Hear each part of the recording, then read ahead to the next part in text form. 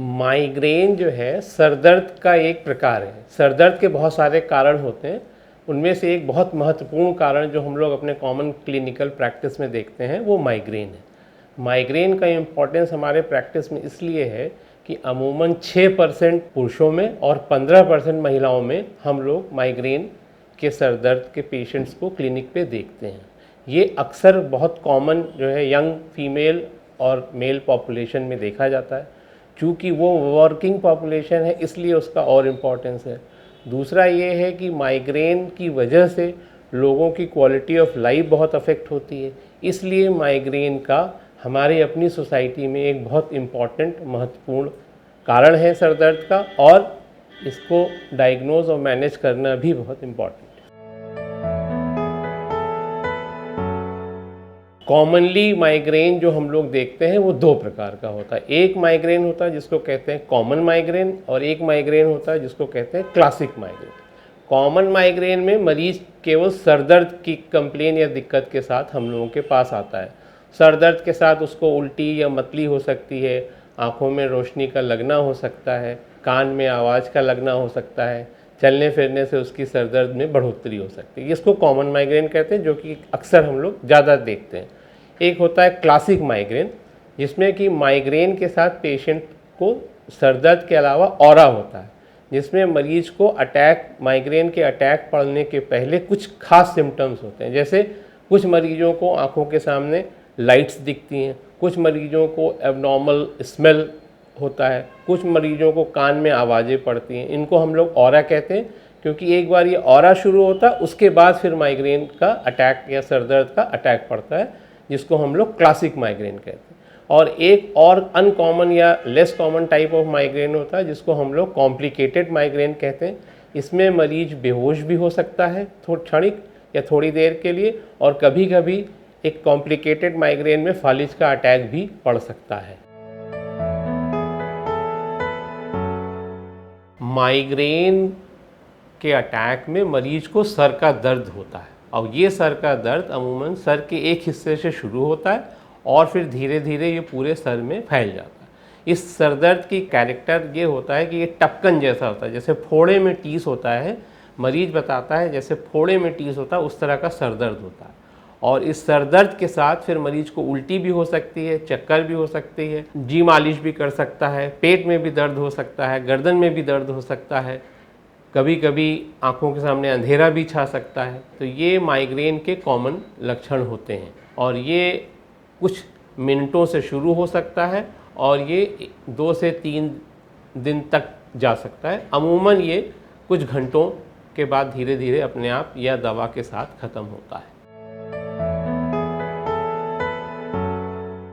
Migraine होने का कारण अपने आप में बहुत जटिल है, लेकिन कहते ये हैं कि वो मरीज जिनको जो माइग्रेन के अटैक से ग्रस्त हैं, जिनको हम लोग माइग्रेनर्स कहते हैं, उनके ब्रेन में कुछ हिस्से होते हैं, जैसे शरीर में जो हार्मोन होते हैं उनके ब्रेन में वो हिस्से उन हार्मोन्स को बहुत ज़्यादा सेंसिटिव हो जाते हैं, जिनको न्यूरोट्रांसमीटर्स कहते हैं, और उनके रेगुलेशन में जब गड़बड़ी या डिस्टरबेंस होती है वो फिर माइग्रेन के अटैक की तरह प्रेजेंट करता है।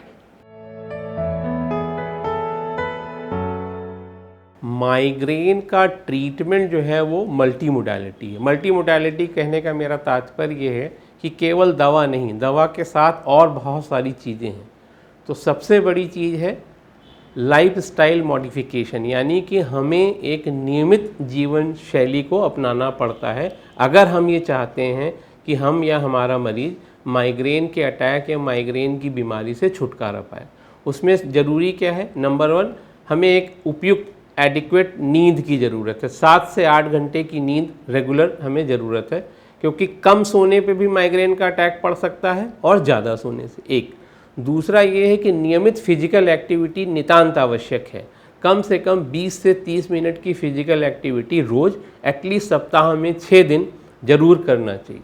तीसरा, कोशिश ये करना चाहिए कि और कारण, जैसे कि तनाव एक बहुत महत्वपूर्ण कारण है माइग्रेन के अटैक्स को प्रेसिपिटेट या बढ़ाने के लिए, तो हम लोगों को कोशिश ये करनी चाहिए कि या तो हम तनाव मुक्त रहें, वो जो कि सबसे अच्छा है। अगर किसी कारणवश आज की परिस्थितियों में तनाव मुक्त रहना संभव ना हो तो हम लोगों को कोशिश ये करनी चाहिए कि हम लोग अपने स्ट्रेस या तनाव को मैनेज करके उसको कम से कम रखें। ये तो लाइफस्टाइल मॉडिफिकेशन हो गया जो कि दवा से ज़्यादा नहीं लेकिन दवा के बराबर ही महत्वपूर्ण है। अब रही बात दवाओं की, तो माइग्रेन में हम लोग दो तरह की दवाओं को यूज़ करते हैं या प्रयोग में लाते हैं। एक वो जो माइग्रेन के दर्द के समय कंट्रोल करता है, जिसको हम लोग एबॉर्टिव ट्रीटमेंट कहते हैं। इसमें हम लोग टैबलेट्स यूज़ कर सकते हैं, इंजेक्शंस यूज़ करते हैं और नेज़ल स्प्रेज यूज़ करते हैं। वो निर्भर करता है कि क्या मरीज़ टैबलेट ले पाने की स्थिति में है। कभी कभी मरीज़ को उल्टी या जी मालिश करता है तो टैबलेट्स नहीं ले पाता, उसमें हम लोग नेज़ल स्प्रे यूज़ करते हैं या इंजेक्शन यूज़ करते हैं।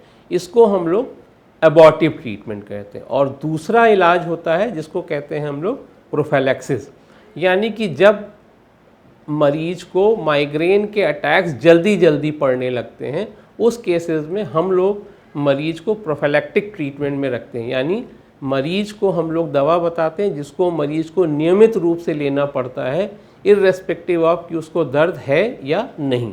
इस प्रोफिलैक्सिस का उद्देश्य ये है कि हम लोग प्रोफिलैक्सिस में मरीज को दवा देते हैं जिसकी वजह से मरीज को बार बार अटैक्स ना पड़े और मरीज को दर्द की दवाओं का सेवन करने की ज़रूरत ना पड़े। और ये निर्भर करता है, इसको हम लोग कम से कम 6 महीना लगातार देते हैं जिससे कि मरीज को सर दर्द ना हो। और एक बार अगर मरीज 6 महीने से ज़्यादा सर दर्द मुक्त हो गया, फिर हम लोग दवाओं को धीरे धीरे कम करके बंद करते हैं और ये देखते हैं कि क्या हमारा मरीज केवल लाइफस्टाइल मॉडिफिकेशन से अपने माइग्रेन को मैनेज या कंट्रोल कर सकता है या नहीं। माइग्रेन के जो जोखिम है उसमें सबसे बड़ा जो इम्पॉर्टेंट फैक्टर है वो ये है कि माइग्रेन की वजह से जिस मरीज को माइग्रेन का अटैक है उसकी क्वालिटी ऑफ लाइफ जो है बहुत ज़्यादा कॉम्प्रोमाइज़ हो जाती है। क्योंकि एक बार जब माइग्रेन का अटैक पड़ता है और अगर ये सीवियर है तो मरीज उस वक्त किसी भी काम को करने या कंप्लीट कर पाने की स्थिति में नहीं रहता और उसको वो काम छोड़ना पड़ता है। एक तो ये।